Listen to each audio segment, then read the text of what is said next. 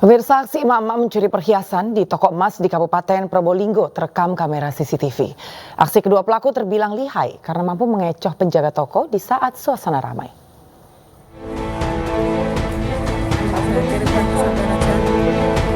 Kamera CCTV merekam saat dua emak-emak mencuri perhiasan emas di toko emas di Pasar Lecas, Kecamatan Lecas, Kabupaten Probolinggo, Jawa Timur.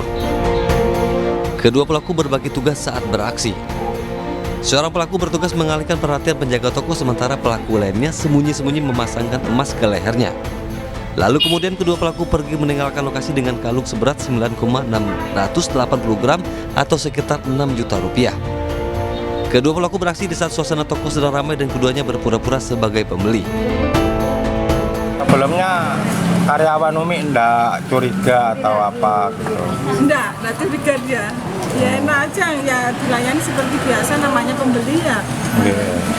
Berapa orang? 2 orang. Hingga kini korban belum melaporkan kejadian tersebut ke polisi, sehingga polisi belum bisa menindaklanjuti kasus tersebut. Dari Probolinggo, Hana Purwadi, iNews melaporkan. Anda masih bersama kami di iNews Siang. Pemirsa, aksi dukung Palestina digelar di 172 perguruan tinggi Muhammadiyah di seluruh Indonesia. Di Jakarta, aksi digelar di kampus Universitas Muhammadiyah Cirendu di Tangerang Selatan.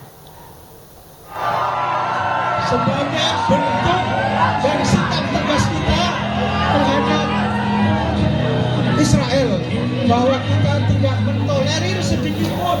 Aksi bela Palestina digelar serentak jam 10 pagi dan diikuti oleh mahasiswa, dosen, serta sivitas akademika Universitas Muhammadiyah.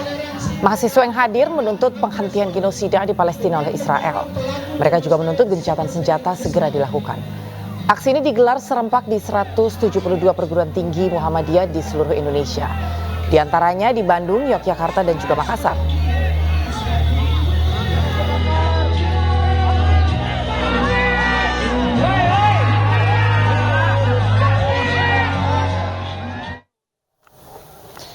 Ya, pemirsa, selain di Jakarta, aksi dukungan Palestina juga digelar di sejumlah kota, diantaranya di Bandung, Yogyakarta, Makassar. Dan kita akan memantau situasi terkini aksi dukungan Palestina. Sudah ada rekan kami, Camar Haenda, yang ada di kampus Universitas Muhammadiyah Cirendu, Tangerang Selatan, Banten.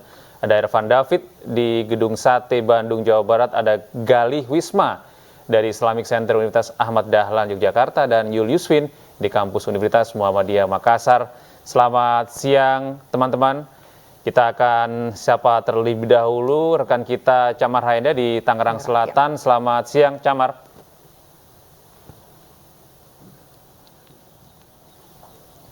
Ya, Camar. Ya, baik, selamat siang Gede, Anggi, dan juga pemirsa. Saat ini untuk aksi bela Palestina juga kecam Israel ini telah berakhir, dan tadi kami melihat bahwasanya aksi sudah dimulai pada pukul 10 pagi waktu Indonesia Barat, dipimpin langsung oleh Rektor Universitas Muhammadiyah Jakarta. Dan saat ini langsung saja kita akan berbincang bersama dengan Rektor Universitas Muhammadiyah Jakarta, Profesor Mamun Murad. Assalamualaikum, Prof, apa kabar? Alhamdulillah. Prof, tadi kita sudah bisa lihat bersama bahwasanya ini merupakan satu lokasi dari 172 lokasi yang diselenggarakan untuk mendukung Palestina. Bagaimana tadi kesan dan pesannya yang diharapkan dari aksi ini? Ya, tentu ini aksi kemanusiaan murni ya. Tidak ada yang bau-bau agama dan lain sebagainya, karena harus ditegaskan di sini bahwa konflik Israel Palestina, terutama dalam memposisikan diri Palestina, itu adalah soal kemanusiaan, ya. Bukan persoalan agama lagi. Semua agama prihatin dengan kasus yang terjadi di Palestina. Maka karena keprihatinan itu, Forum Rektor Perguruan Tinggi Muhammadiyah Aisyah menginisiasi untuk aksi ini, dan kita tahu bahwa di dunia sana, di Eropa, di Amerika, di Australia, dan di banyak tempat yang lainnya, kampus itu sudah bergerak ya, untuk menuntut kemerdekaan Palestina. Kampus-kampus sudah mengecam tindakan Israel, tapi justru kemudian di Indonesia termasuk responnya itu sangat lambat sekali. Maka kemudian kami dari Perguruan Tinggi Muhammadiyah Aisyah dengan kekuatan 172 perguruan tinggi, kami bergerak mengawali, bisa disebut sebagai mengawali aksi untuk membela Palestina dan mengkutuk Israel. Tadi disampaikan dari orasi yang Anda sampaikan mengenai 10 dasar sila yang berdasarkan kepada kita sebagai bangsa Indonesia, bahwasanya penjajahan ini perlu dihapuskan. Apa pesan yang ingin disampaikan? Ya, memang ada 2 pesan ya di antara 10 pesan itu yang paling penting ya. Yang pertama tentu konteks dunia luar sana ya. Itu terkait dengan sikap ya yang cenderung hipokrit ya, bukan cenderung lagi tapi hipokrit dari Amerika, Inggris, Prancis, Jerman termasuk dalam menyikapi persoalan Palestina. Itu persoalan kemanusiaan yang luar biasa, tapi kemudian negara-negara barat yang saya sebutkan tadi dan tentu masih banyak juga negara-negara yang lainnya yang justru melihatnya dalam perspektif yang lain, yang membiarkan terjadinya genosida di Palestina. Kemudian yang kedua, tentu untuk juga negara-negara Islam yang tergabung dalam OKI maupun Robitoh Alam Islami itu juga cenderung melempem. Ya, saudaranya sendiri sudah dibantai sedemikian rupa, tapi kemudian negara-negara Islam, negara-negara Robitoh Alam Islami itu justru sikapnya itu tidak jelas, tidak menangkap, tidak menggambarkan sikap yang jelas pembelanya terhadap Palestina.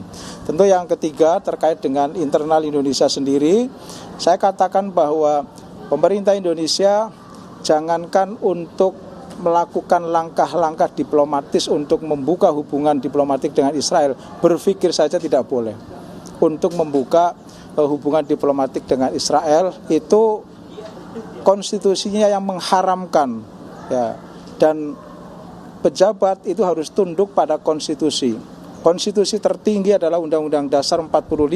Itu tidak boleh kemudian mengabaikan Undang-Undang Dasar itu. Terima kasih Prof atas informasinya. Kita harapkan bersama bahwasanya situasi di Palestina bisa terkendali dengan baik.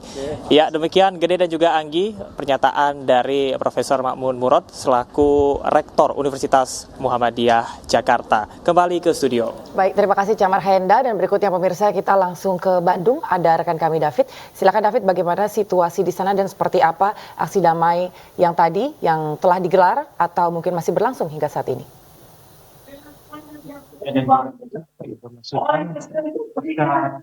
Saat ini 2 universitas itu Universitas Indonesia dan juga Universitas Muhammadiyah aksi solidaritas di depan Universitas aksi ini sendiri dimulai dari pukul 10 tadi yang digelar pertama oleh Universitas Indonesia, dan pada pukul 11 waktu Indonesia Barat tadi Universitas dari Muhammadiyah ikut mengamalkan aksi solidaritas Palestina. Dan dapat saya gambarkan Gede dan juga Anggi bahwa saat ini sendiri aksi solidaritas dari Palestina sendiri masih berlangsung. Bapak siswa, mudah-mudahan ini menjadi titik bahwa kita bisa bangkit bersama, kita bisa maju bersama, dan kita bisa merdeka bersama. Bahwa Palestina, Indonesia, Muhammadiyah dan semuanya, ini kita saudara, menjadikan kemerdekaan itu menjadi prioritas di antara kita semuanya. Mudah-mudahan kita semua menjadi agen perubahan yang tidak hanya berdiam diri, tapi juga kita mementingkan bahwa perdamaian di dunia itu menjadi janji dan itu menjadi komitmen, dan kita jadikan Indonesia Muhammadiyah sebagai pionir utama untuk Palestina merdeka. 1.500 mahasiswa membangun seluruh Indonesia. Universitas Unisa. Ingin saya sampaikan, mudah-mudahan. Demikian Gede dan juga Anggi. Iya, baik, terima kasih David. Kita dari David di Bandung, kita akan ke Yogyakarta. Sudah ada rekan saya Gali Wisma di sana. Selamat siang Gali, bagaimana situasi terkini demo pro Palestina?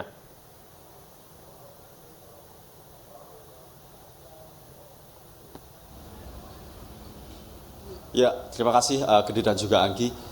Aksi bela Palestina yang saat ini saya melaporkan adalah di Universitas Ahmad Dahlan Yogyakarta tadi telah berlangsung sejak tadi sekitar pukul 10 pagi. Ya, aksi bela Palestina di Universitas Ahmad Dahlan ini tadi diikuti segenap sivitas akademika baik dari rektor, dosen, tenaga pendidikan ataupun juga dari mahasiswa. Ya, aksi bela Palestina ini diinisiatori oleh Forum Rektor Perguruan Tinggi Muhammadiyah seluruh Indonesia. Ada sekitar 172 perguruan tinggi Muhammadiyah seluruh Indonesia tadi serentak melaksanakan aksi bela Palestina. Adapun aksi bela Palestina yang diselenggarakan di Universitas Ahmad Dahlan Yogyakarta tadi berlangsung secara tertib di dalam ruangan karena di kampus ini tadi telah sedang melaksanakan ulangan tengah semester sehingga pelaksanaannya tertutup di dalam ruangan, dan juga pernyataan sikap yang tadi disampaikan oleh segenap rektor dan juga sivitas akademika diantaranya adalah mengecam atau mengutuk keras kejahatan senjata Israel terhadap Palestina, kemudian juga mengecam keras negara-negara besar yang mendukung kejahatan senjata Israel kepada Palestina seperti diantaranya Amerika Serikat, kemudian Inggris dan juga Prancis. Kemudian juga memohon Perserikatan Bangsa-Bangsa agar memfasilitasi perundingan diantaranya adalah negara Palestina dan juga Israel agar kejahatan senjata itu segera berakhir. Demikian Anggi dan juga Gede yang bisa saya laporkan dari Universitas Muhammadiyah Yogyakarta. Ya, kita dari Yogyakarta kita menuju Makassar, ada rekan kami Julius Vin di sana. Julius Vin, bagaimana situasi terkini di Makassar?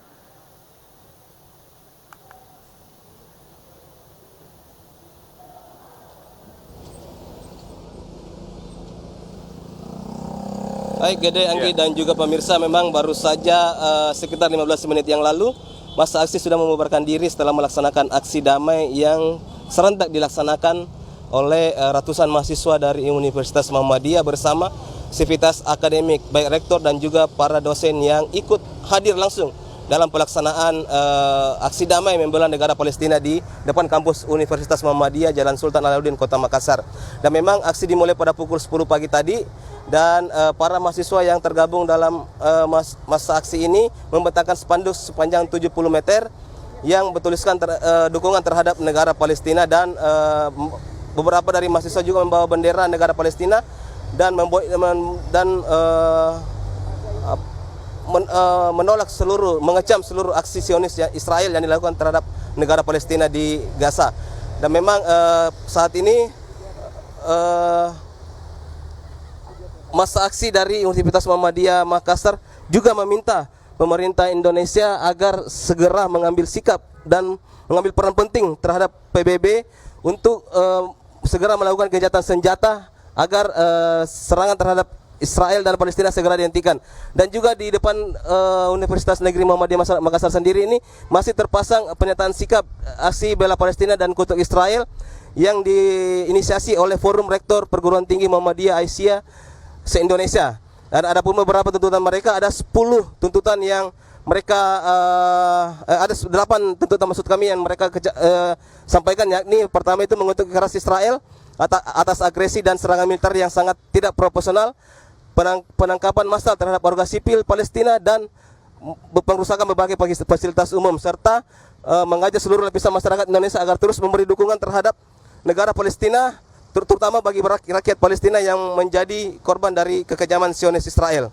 Untuk sementara demikian, Gede dan Anggi, ke studio.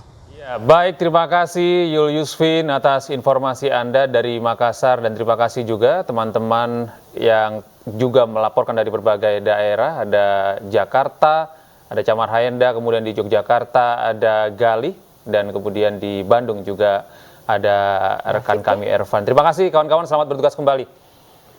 Pemirsa, viral di media sosial, seorang ketua RT di Setu Tangerang Selatan, Banten membubarkan kegiatan ibadah mahasiswa. Sejumlah mahasiswa bahkan luka-luka akibat dikeroyok warga.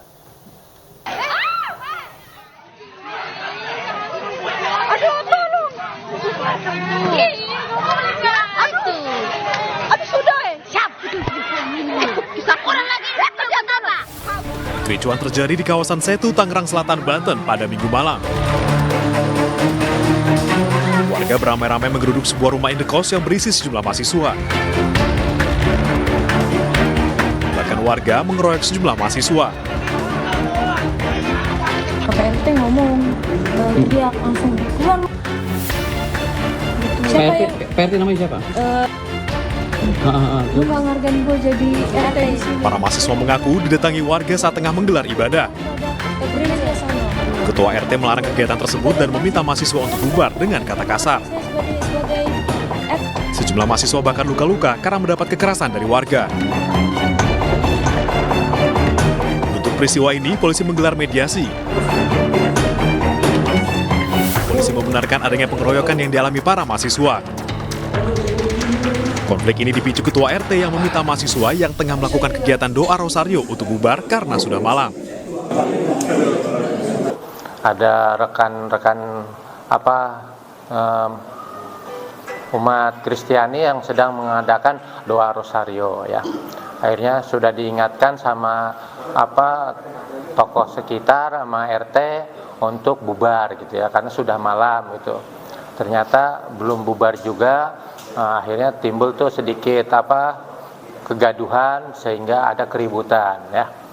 Keributan direlai sama warga, yang merelainya tersebut ya kena pukul karena orang banyak gitu ya. Lebih dari 1 orang diamankan dalam peristiwa ini. Kasus ini ditangani Satreskrim Polres Metro Tangerang Selatan. Dari Tangerang Selatan, Banten, Nunung Purnomo, iNews melaporkan. Kembali bersama kami di Indonesia Pemirsa, 4 kecamatan masih terendam banjir bandang di Kabupaten Wajo, Sulawesi Selatan. 1 warga ditemukan meninggal dunia di area persawahan setelah 2 hari dinyatakan hilang.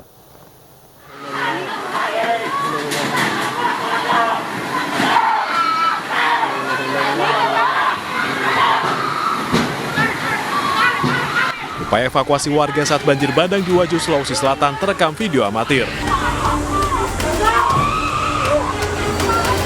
Warga lainnya pun histeris karena salah satu warga terjebak derasnya arus banjir bercampur lumpur. Teriakan warga semakin pecah mengetahui korban hanyut dan tak mampu diselamatkan warga lainnya. Naas, korban ditemukan tewas di area persawahan pada Senin sore. Banjir bandang di Wajo terjadi sejak Jumat lalu.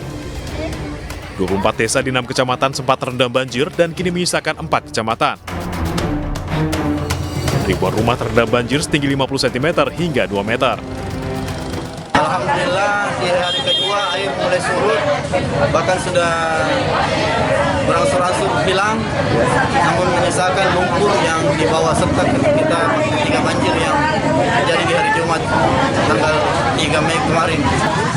Korban jiwa 1 orang tenggelam di rumah-rumah persawahan, kebetulan berada di persawahan terjadi banjir, ditemukan 2 hari kemudian. 3.954 kepala keluarga atau 12.931 jiwa terdampak akibat banjir ini. Sebagian besar warga terdampak berasal dari sejumlah desa di Kecamatan Pitung Panua. Dari Wajo, Sulawesi Selatan, Amnar Sengkang, iNews melaporkan. Bencana banjir bandang di Kabupaten Luwu, Sulawesi Selatan menyapu bersih puluhan rumah warga. Selain menyebabkan kehilangan tempat tinggal, bencana ini ikut menyisakan trauma mendalam bagi korban.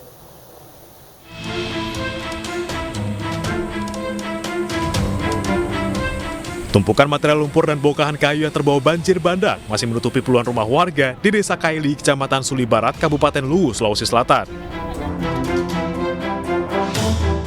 Haryati, salah satu korban banjir bandang, menceritakan bagaimana dirinya dan bayinya yang berusia 13 bulan berhasil selamat dari maut pada Jumat dini hari lalu. Saat berusaha menyelamatkan diri, ibu berusia 35 tahun ini sempat terkena sengatan kabel listrik. Malam hari anakku yang membangunkan kami dan di situ baru segini air kita masih mondar-mandir dalam rumah. Setelah itu kita ke strum listrik sudah sampai di sini. Langsung kita naik di atas rumah. Sudah kubawa anakku yang 1, langsung kutanya bapaknya sudah pergi rumah sepotong. Jadi itu saya turun kembali baru bapaknya lewat jendela. Baru kasih ini baru yang anak pertama aku kasih keluar lagi, baru naik lagi di atas ambil anak aku yang 1 baru keluar semua lari, sudah sampai di sini. Kini Hartati hanya bisa pasrah sembari meratapi rumahnya yang hanyut tersapu banjir bandang. Untuk berteduh, Haryati bersama bayi dan suaminya pun mendirikan tenda di bekas bangunan rumahnya. Pangdam Hasanuddin Makassar Majen TNI Bobi Rinal Makmun mengunjungi para korban sambil menyalurkan bantuan dan mendata kebutuhan lainnya. Yang pertama kan kita pengen melihat kondisi dulu kan. Kemudian ini akan dilaporkan kondisi ini, ya situasi seperti apa. Kemudian yang terpenting dari itu ya kita mendata warga, memberikan bantuan logistik. Berdasarkan data Posko BPBD Provinsi Sulawesi Selatan, ada 135 rumah warga yang hanyut tersapu banjir. Sementara sebanyak 14 orang meninggal dunia akibat banjir bandang ini. Dari Luwu, Sulawesi Selatan, Nasruddin Rubak, iNews melaporkan.